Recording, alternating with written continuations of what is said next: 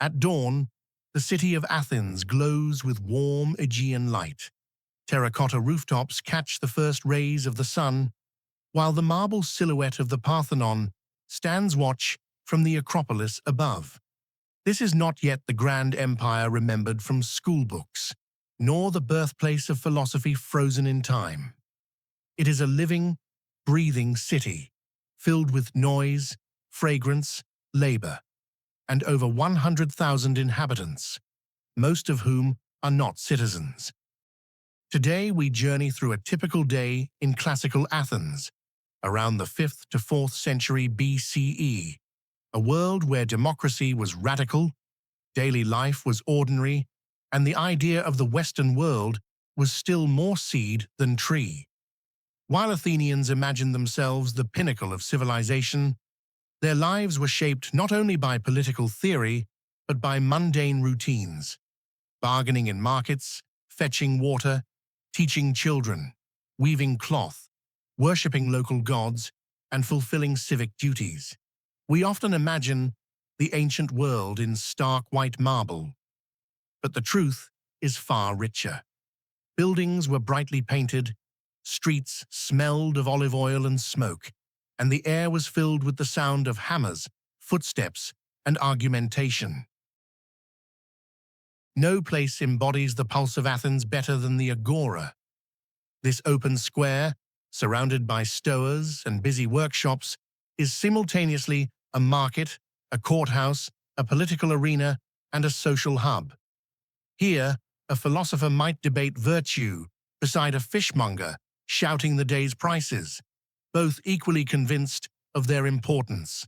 Merchants lay out their goods: amphorae of wine, fragrant herbs, painted pottery, textiles tightly rolled like colorful pillars. Money chinks as buyers examine produce. Professional bakers, unlike in many Greek cities, are found here in great number. Bread was essential. Citizens wander freely, discussing politics or trial cases. Metics, though lacking the right to vote, run many of the most profitable stalls. Women are rarely present except on specific festival days, despite modern myths suggesting otherwise. Couriers rush across the square with public notices written on wooden boards. Even slaves, carrying purchases or accompanying their masters, become part of the Agora's rhythm.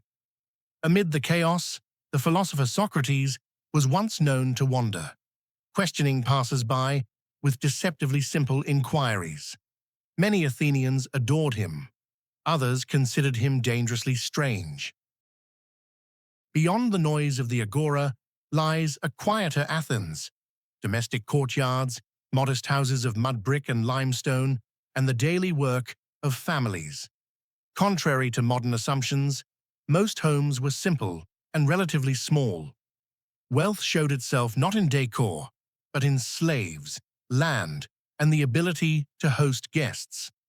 Women's daily responsibilities were essential to the household economy: managing stores of grain, weaving cloth, supervising children, and enslaved workers. Weaving was not merely a chore, but a fundamental craft, producing everything from dresses to blankets. Children played with terracotta figurines, hoops, and knucklebones. Boys attended school if the family could afford it. Girls were educated at home, often by their mothers. Meals were humble: bread, olives, cheese, figs, and occasionally fish. Meat was rare, reserved for festivals and sacrifices. Despite their limited political rights, women played key roles in religious life and family lineage, challenging the myth that they were entirely confined or powerless. Education in Athens was practical, diverse, and deeply shaped by social class. Only boys of free citizen families pursued formal learning. Atypical to modern schooling, lessons were held in small rented rooms or even open courtyards. Students learned reading, writing, arithmetic, music, and physical training. The aim was not only literacy, but the cultivation of arete, excellence of character. Music held particular importance. Learning the kithara or the lyre was believed to refine the soul and prepare a boy for a life of balanced citizenship. Physical training in the gymnasium emphasized grace as well as strength. Older youths advanced to rhetorical training, essential in a society where citizens spoke for themselves in court. In the early afternoon, the machinery of democracy comes alive on the Pnyx, a rocky hillside overlooking the city. Here, thousands of male citizens gather to debate and vote on decisions ranging from war to grain imports. Debate was direct and often heated. Any citizen could step forward to speak, a radical idea in the ancient world. But democracy also required discipline. Fines were given to those who disrupted proceedings. Attendance was encouraged by paying citizens a small stipend, ensuring even the poor could participate.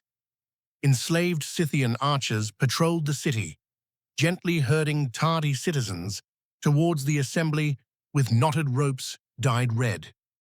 Although this democracy excluded women, metics, and enslaved people, its emphasis on open debate and civic duty remains one of Athens' most profound legacies, albeit often romanticized by later generations. Athenian democracy was not an idealized utopia. It was messy, elitist, and sometimes tyrannical. Yet it shaped Western political thought profoundly.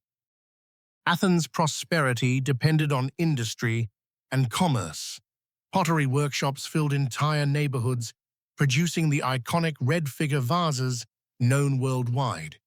Bronze workers hammered helmets and armor, while stone cutters shaped statues that would later be worshipped as masterpieces.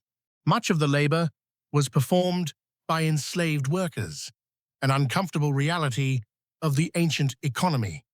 In the Laurian silver mines, enslaved men and boys worked in harsh conditions, supplying the wealth that funded Athens' navy and democratic stipends.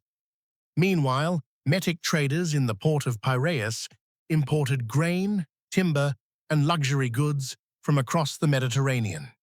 Athens imported most of its grain from the Black Sea. Without this trade, famine was a constant threat. Religion permeated every corner of Athenian life. The gods were not distant abstractions, but neighbors, guardians, and participants in the city's fate. Sacrifices, festivals, and processions filled the calendar. The Panathenaia, Athens' grandest festival, brought thousands into the streets with music, dancing, and a magnificent parade to the Acropolis. Women held essential ritual roles, from weaving Athena's sacred peplos to leading household rites. Contrary to modern expectations, Greek religion was not about doctrine or belief. It was about practice, tradition, and maintaining good order, eusebia, with the divine world. The Greeks did not believe their myths in a literal or uniform sense. Myths were cultural, poetic, and deeply flexible. As evening falls, Athens shifts once more. Men gather at symposia, drinking parties featuring conversation, music, and sometimes philosophical debate. These gatherings, while seemingly relaxed, played a vital role in networking and political alliances. Outside, boys train in the palaestra, wrestling and practicing javelin throws under the supervision of trainers. Theatre festivals, notably the Dionysia, dominate the cultural calendar, producing dramas that still shape modern literature. At home, families gather around dim oil lamps, women finish weaving, children listen to stories, the city gradually quiets. In a world before street lighting, night brings a mix of danger and intimacy. Dogs roam freely. Only essential business continues. Athens rests, unaware, as all cities are, of its future reputation as a pillar of Western civilization. A single day in Athens reveals a city astonishingly familiar, yet profoundly foreign.